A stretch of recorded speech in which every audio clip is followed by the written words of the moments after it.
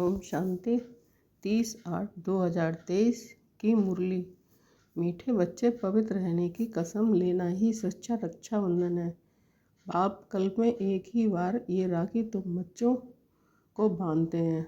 प्रश्न है, पवित्रता की प्रतिज्ञा करने वालों को भी योग में रहने का इशारा क्यों मिलता है? उत्तर, क्योंकि योग की शक्ति से ही वायुमंडल को शांत बना सकते हो। सारी दुनिया को शांति का वर्षा देने का उपाय ही योग है।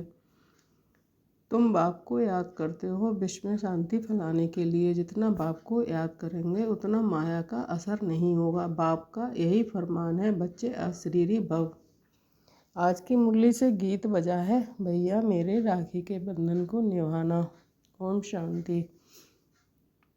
बेहद के बाप का बच्चों के प्रति फरमान है कि अशरीरी होकर अर्थात अपने को आत्मा निश्चय कर इन कर्मेंद्रियों से अपने को अलग समझो। ये शरीर डिपेंड करता ही है आत्मा के ऊपर। आत्मा अलग हो जाती है तो शरीर कोई काम की चीज़ नहीं रहता, जिसको फिर जलाया जाता है। जब आत्मा निकल जाती है तो जैसे मुर्दा किचड़ा हो जाता है, किचड़ा होता है तो कहते हैं कि इस किचड़े को जला दो। आत्मा बगैर ये शरीर काम का नहीं है, तो अहम आत्मा इमॉर्टल है। ये शरीर जो पार्ट बनाने के लिए मिलता है ये विनाशी है। आत्मा निकल जाती है तो ये शरीर कोई काम का नहीं रहता, बदबू हो जाती है। शरीर के बगैर आत्मा साइलेंस रहती है। बाप समझते हैं तुम्हारी आत्मा का स्वधर्म है साइलेंस। तुम जानते हो हम आत्मा वास्तव में परमधाम की रहने वाली है। परमपिता परमात्मा भी वहाँ रहते हैं। जब कोई दुख होता है तो बाप को याद करते हैं, मुझे इस दुख से छुड़ाओ। आत्मा ही सुख दुख में आती है। बहुत सन्यासी आदि जो कहते हैं आत्मा निर्लेप है, परंतु नहीं, आत्मा में ही खाद पड़ती है। सच्चे सोने में सिल्वर पड़ती तो सोना 24 कैरेट से 22 कैरेट बन जाता। सच्चे सोने में खाद डाल देते हैं तो आत्मा जेवर मुलम्मे का हो जाता है। आत्मा ही मुख्य है। आत्माओं का बाप परमपिता परमात्मा वहीं आकर इस समय बच्चों को कहते हैं कि अब शरीर का भान छोड़ दो, मैं आत्मा हूँ, बाप के पास जाता हूँ। हम हैं पांडव। पांडवों का प्लान यही है कि पहले यादव यूरोपवासी, फिर कौरव और ये हैं पांडव। बरोबर महाभारी लड़ाई लगी और फिर जय जयकार हो गया। ये राजयोग है ही नई दुनिया स्वर्ग के लिए। पांडवों की जय जयकार हुई और सब खल्लास हो गए। जय जयकार होती ही है सतयुग में। राखी का त्यौहार भारतवासी मनाते हैं, राखी बांधते हैं। अभी ये बच्चे जानते हैं कि राखी एक ही बार बांधते हैं, जो फिर हम 21 जन्म पवित्र रहें। तो ज़रूर कलयुग अंत में राखी बांधने वाला चाहिए। राखी कौन आकर बांधते हैं, कौन प्रतिज्ञा कराते हैं? स्वयं बाप और जो उनके वंशावली ब्राह्मण हैं। सच्चे सच्चे ब्राह्मण तुम हो। ब्राह्मण ही राखी बांधते हैं। बहन भाई को बांधे ये भी झूठी बनावट है। बुजुर्ग लोग जानते हैं आगे ब्राह्मण ही आकर धागे की राखी बांधते थे। वह कोई ऐसे नहीं कहते कि तुमको पवित्र रहना है। पवित्रता को वह जानते ही नहीं है। तो ये राखी उत्सव जरूर संगम पर हुआ। कितना वर्ष हुआ? 5000 वर्ष। संगम पर बाप ने राखी बांधी। फिर हम सतयुग त्रेता अंत तक पवित्र रहे। फिर भक्ति मार्ग से ये राखी त्यौहार शुरू हो गया। मानते हैं ये उत्सव परंपरा से मनाते आए हैं, परंतु ऐसे तो नहीं है। 5000 वर्ष में हम एक ही बार राखी बांधते हैं।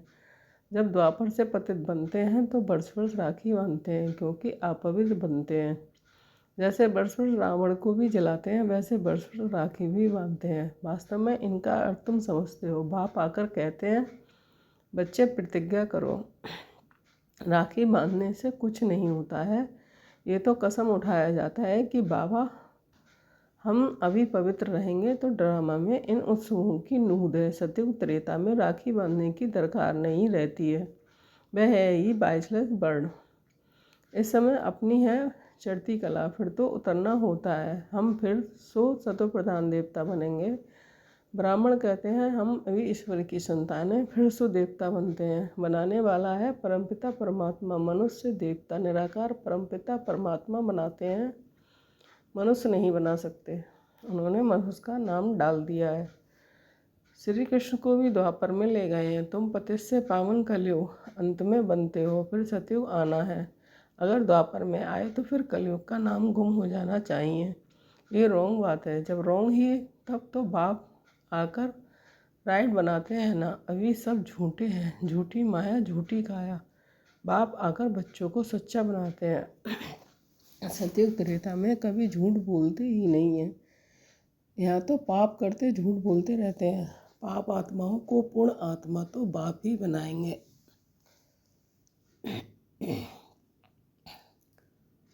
जैसे दीपमाला पर सारे वर्ष का हिसाब किताब चुकतू करते हैं ना तुम्हारे, फिर आधा कल्प का जो पापों का खाता वह भस्म होता है। पुण्य का खाता तुम जमा करते जाते हो।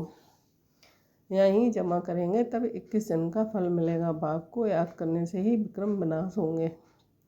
नया कोई पाप करना नहीं चाहिए, पुराना खाता खल्लास करना है। बाप को बतलाते हैं कि बाबा हमसे ये पाप हुआ, अच्छा आधा माफ़ है। इस जीवन में भी छोटेपन में पाप किया है तो बतलाने से आधा दंड कट जाएगा।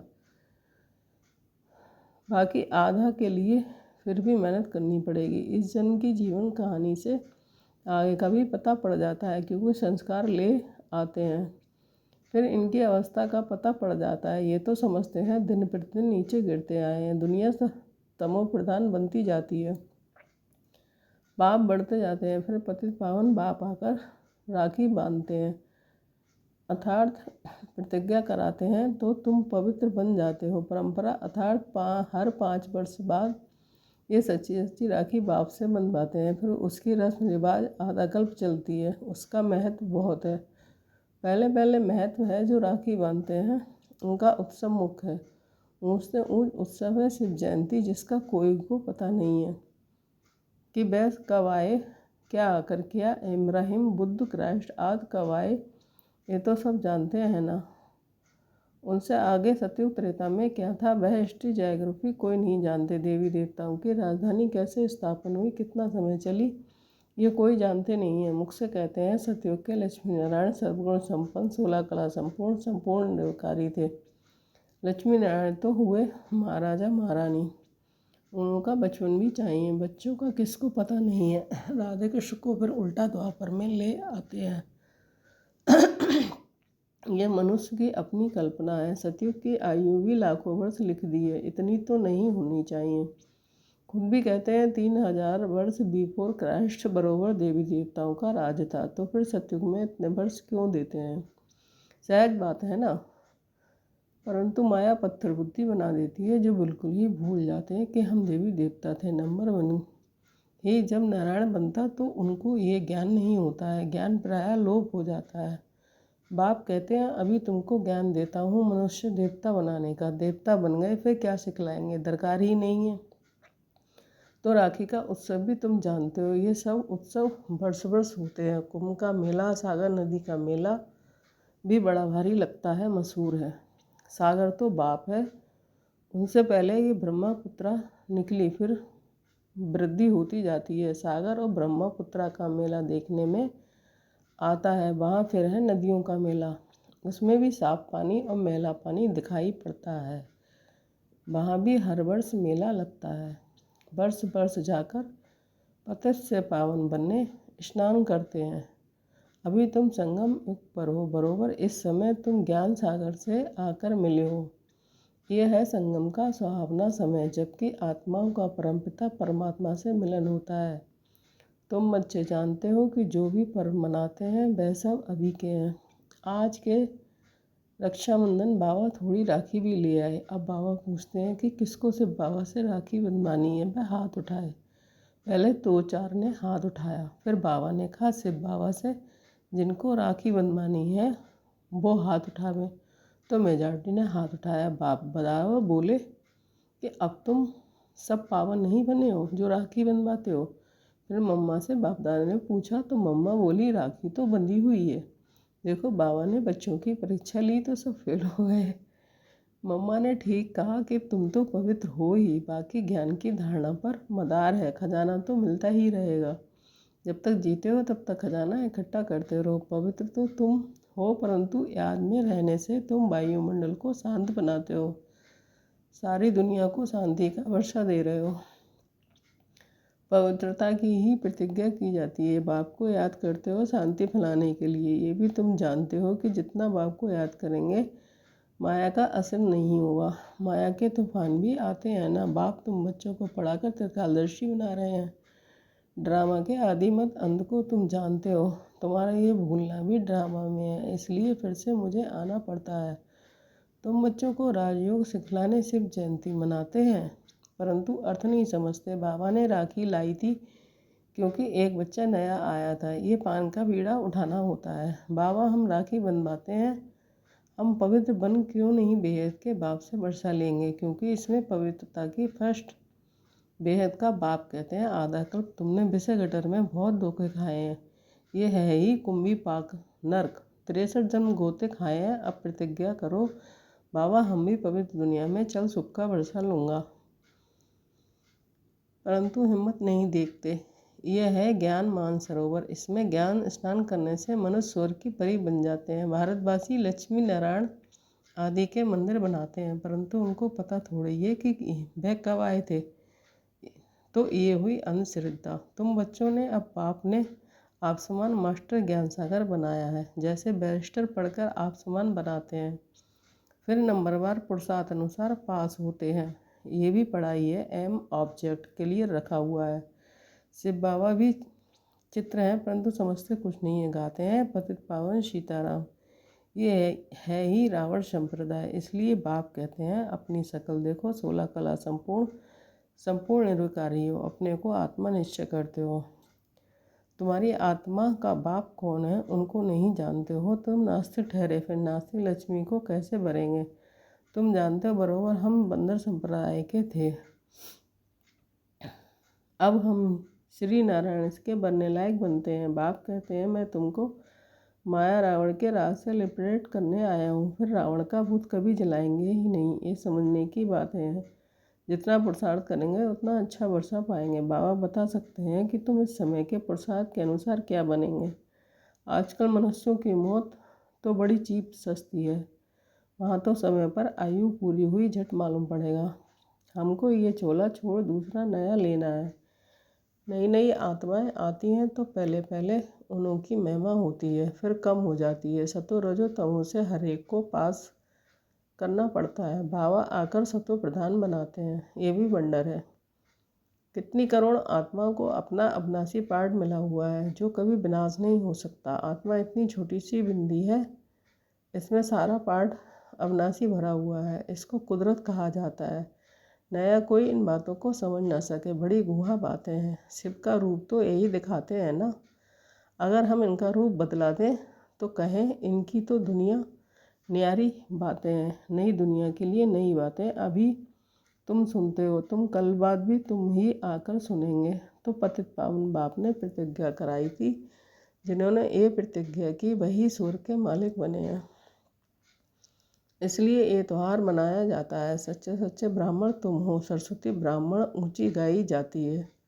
अच्छा मीठे मीठे सिकीले बच्चों के प्रति माता पिता बाप दादा का याद प्यार गुड मॉर्निंग।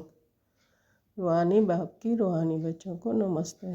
धारणा के लिए मुख्य सार 1 पॉइंट। पुराने विक्रमों का खाता खल्लास कर पुण्य का खाता जमा करना है। याद में रह शांति का वायुमंडल बनाना है। 2 पॉइंट। पवित्रता की प्रतिज्ञा कर पवित्र रहने की सच्ची राखी हरेक को बांधनी है। आज का वरदान। सदा दिलखुश मिठाई खाने और खिलाने वाले सच्चे सेवादारी खुश मिजाज भव। स्पष्टीकरण। जो रोज़ अमृत वेले दिलखुश मिठाई खाते हैं वह स्वयं भी सारा दिन खुश रहते हैं और दूसरों भी उनको देख खुश होते हैं। ये दिलखुश की खुराक कैसी भी परिस्थिति को छोटा बना देती है, पहाड़ को रुई बना देती है। तो सदा यही स्मृति रखो कि हम दिलखुश मिठाई खाने और दूसरों को खिलाने वाले हैं। रोने की परिस्थिति में भी मन सदा खुश रहे, तब कहेंगे खुश मिजाज। उनके चेहरे से भी सेवा होती है। उनकी सूरत ज्ञान की सीरत को प्रत्यक्ष करती है। स्लोगन। जिसके हर संकल्प से अनेकों को श्रेष्ठ जीवन बनाने की प्रेरणा प्राप्त हो वही पूर्ण आत्मा है। ओम शांति।